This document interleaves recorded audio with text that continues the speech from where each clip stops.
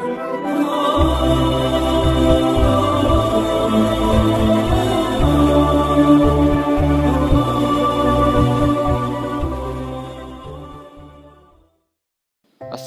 warahmatullahi wabarakatuh. Lelaki alim bernama Muammar Taqi pusing 7 keliling. Hari-harinya menjadi menjemukan. Nikmat sering bertemu dengan Nabi Muhammad SAW dalam mimpi tiba-tiba berhenti. Berminggu-minggu beliau merenung mencari-cari apa gerangan yang terjadi pada dirinya. Padahal beliau tidak berubah sama sekali, termasuk dalam ibadah dan laku spiritualitas lainnya. Kejadian itu berlangsung lama, hingga sekali waktu ketika beliau tidur malam, Muammar Taqi bermimpi bertemu dengan Rasulullah SAW. Seperti biasa, Rasulullah datang dengan wajah yang sangat teduh. Namun, keteduhan wajah itu tak menghalangi kegundahan hati Muammar Taqi. Hal itu mendorongnya untuk bertanya kepada Rasulullah SAW, "Mengapa engkau tidak mau menyapa dan berkunjung ke mimpiku lagi, ya Rasulullah?" Rasul pun tersenyum kemudian menjawab, "Bagaimana mungkin aku mengunjungimu, sementara antara dirimu dengan diriku ada hijab yang sangat tebal?" Muammar Taqi kelimpungan. "Apa itu? Katakan padaku, wahai Rasulullah."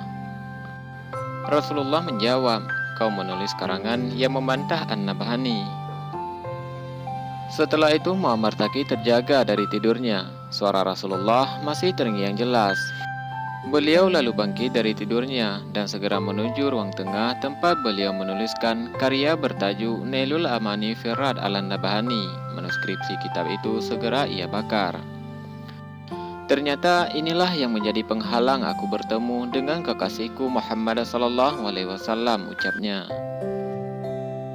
Beliau juga menulis kitab Nailul Amani fi Radd 'alan Nabhani untuk menghimpun sejumlah kritikan dan bantahan terhadap karya Yusuf bin Ismail An-Nabhani yang bertajuk Jami'u Karamatil Auliya, yakni kitab ensiklopedia kekaramatan para wali Allah.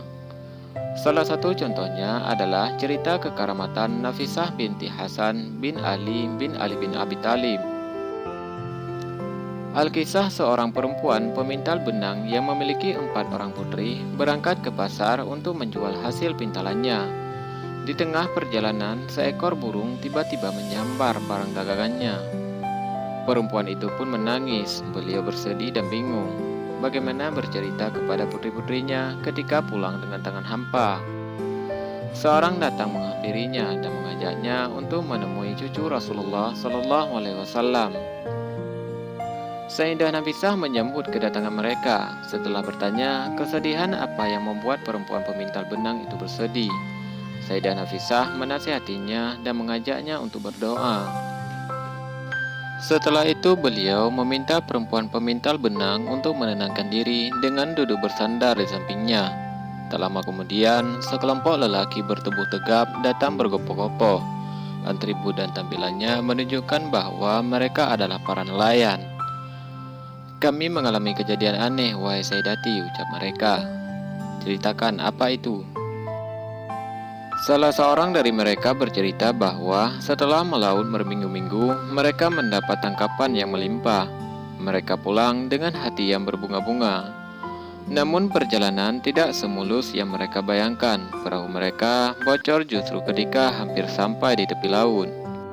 Setengah mati mereka mencoba memperbaiki dan menambal kebocoran perahu itu. Hasilnya nihil. Badan perahu perlahan mulai tenggelam. Tiba-tiba datang seekor burung menampakkan kaki di badan perahu dan meninggalkan pintalan kain yang dilepaskan dari pelatuknya. Setelah itu, burung pun terbang lagi. Salah seorang dari mereka segera mengambil pintalan kain yang dibawa oleh burung tersebut dan menambalkannya ke badan perahu sehingga mereka selamat dan tidak jadi tenggelam. "Sebagai rasa syukur, kami berikan 500 dirham ini, ya Sayyidati." Lalu para nelayan pun pamit undur diri. "Berapa penghasilanmu berjualan dalam sehari?" tanya Sayyidah Nafisah kepada perempuan pemintal benang.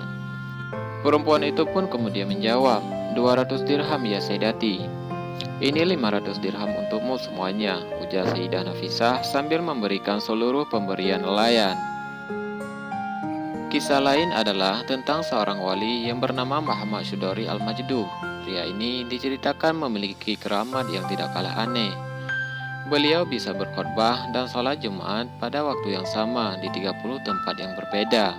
Beliau juga kerap diceritakan bisa membelah diri dan bermalam di satu waktu pada tempat yang berbeda-beda. Keramat ataupun karomah dalam Kamus Al-Munjid diartikan sebagai kemuliaan. Makna termitologisnya adalah perkara ataupun suatu kejadian luar biasa di luar nalar dan kemampuan manusia awam. Karamah diberikan oleh Allah Subhanahu wa Ta'ala kepada hambanya yang soleh, terbebas dari dosa besar dan kecil, dan memiliki kedekatan dengan Allah Subhanahu wa Ta'ala. Tingkatan hamba yang demikian disebut wali. Ibnu Arabi dalam Futuhan Makkiyah menulis bahwa jumlah wali sangat banyak dan menyebar di penjuru bumi. Selain itu, beliau juga mencatat bahwa ada semacam tingkatan derajat para wali. Secara berurutan tingkatan wali tersebut adalah wali kutub, wali a'immah, wali autad, wali abdal, wali nuqabah, wali nujaba, wali hawariyun, wali rajabiyun, dan wali khatam. Inilah kisah singkat karamah Sayyidah Nafisah dan wali-wali Allah yang lainnya. Semoga bermanfaat bagi kita semua. Assalamualaikum warahmatullahi wabarakatuh.